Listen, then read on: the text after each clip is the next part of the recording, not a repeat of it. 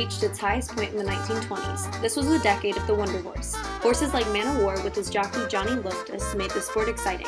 Man o' War is considered one of the greatest thoroughbred racehorses of all time. During his career after World War I, he won 20 out of 21 races and earned $249,465 in prize money. When racing, the horses had to wear special racing gear, such as the racing saddle, bridles, racing bits, nose bands, blinkers, bandages, and patches. They also had horseshoes. World War I, also known as the Great War, had just ended at the time. This left people with leisure time that they were not necessarily used to. For many people, they used this extra time to go and watch horse races. At the races, many people would gamble and place bets on popular horses. With easier ways to travel by this decade, the Triple Crown sprang into existence. This is a combination of 3 races. The first is the Kentucky Derby, the second is the Preakness Stakes, and the third is the Belmont Stakes. This race is the longest in U.S. thoroughbred racing. Radios were available for those who were unable to attend the races, and this became a popular alternative choice, making it a prominent household item. People began to see the horses as heroes. It was considered one of the greatest sports of the decade, earning itself a spot with baseball as the unofficial American pastime of the 1920s.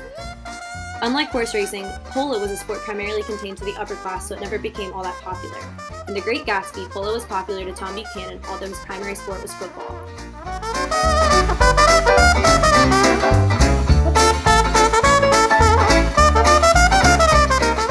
Baseball's growing popularity in the Roaring '20s can be measured by structural and cultural changes. These changes helped transform the game, including the building of commodious new ballparks, the emergence of sports pages and daily urban newspapers, and the enormous popularity of radio broadcasts of baseball games. Key players during this time period included Babe Ruth, Lou Gehrig, and Ray Chapman.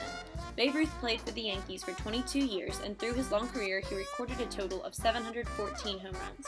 Lou Gehrig also played for the Yankees, but only 17 seasons due to becoming deathly ill. In his career, he recorded a total of 493 home runs. Ray Chapman played 9 seasons for the Cleveland Indians and would have been a Hall of Famer if he hadn't become fatally injured by a pitch that hit him in the head. Because of his injury, baseball players started wearing helmets and the game itself became much more popular. Colored baseball leagues were founded in 1920 and 1923, helping the sport grow even more around the nation, with the involvement of all colors.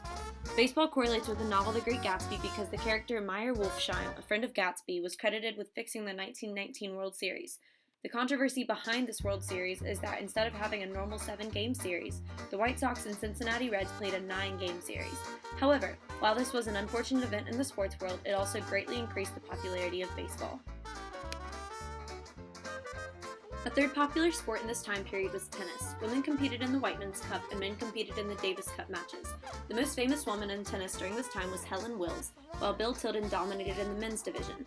Helen Wills was the first American-born woman to achieve international fame as an athlete. She won 8 Wimbledons, 4 French championships, and 7 U.S. championships. Bill Tilden was famous for his cannonball serve, which was clocked at 151 miles per hour. He won 7 U.S. championships and is commonly considered one of the greatest tennis players of all time. Despite the popularity of Tilden and Wills, tennis was still strictly exclusive, leaving out the lower-class men and women. Because of this tight restriction on who could play tennis, it creates a correlation to the novel The Great Gatsby, because much like the story, only the rich could participate in certain lavish things. Golf in the 1920s increased in popularity like many other sports. Before this decade, golf had been viewed as an exclusive sport for upper classes only. Times changed during this decade by appealing to middle-class folks as well. In 1920, the first issue of the Professional Golfer of America was published. Bobby Jones was the dominant golfer in the 1920s. His victories began in 1923 and ended in 1930. He won 13 championships in 20 attempts, which is to this day the greatest run of major titles. Walter Hagen was known as the Showman of Golf. He was the first American-born PGA champion and British Open champion.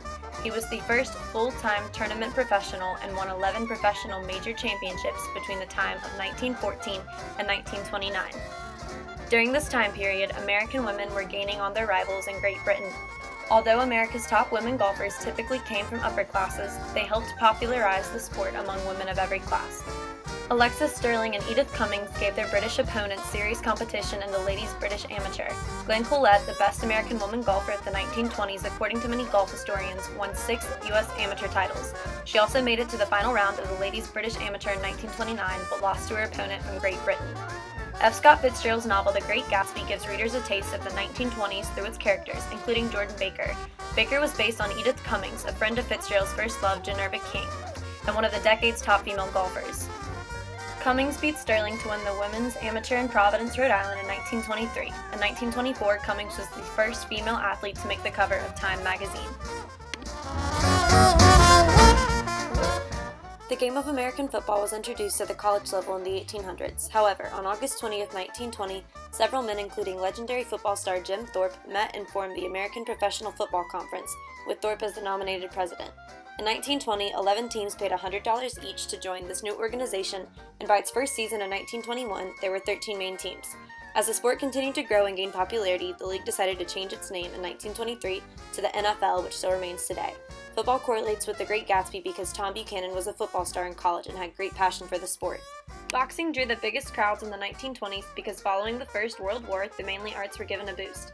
On July 4th, 1919, in front of 20,000 people, a former saloon fighter named Jack Dempsey defeated the overweight champion Jess Willard. Willard was the former Great White Hope who had defeated the black fighter Jack Johnson.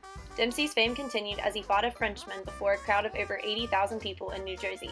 This fight was the first $1 million gate in history. In 1923, he defended his title against an Argentinian. However, he refused to fight any black fighters. Dempsey faced defeat in 1926 from a decorated Marine veteran named Gene Tooney before a crowd of over 120,000 people, raising $2.65 million. They had a rematch the following year, known as the Battle of the Century, which Dempsey once again lost.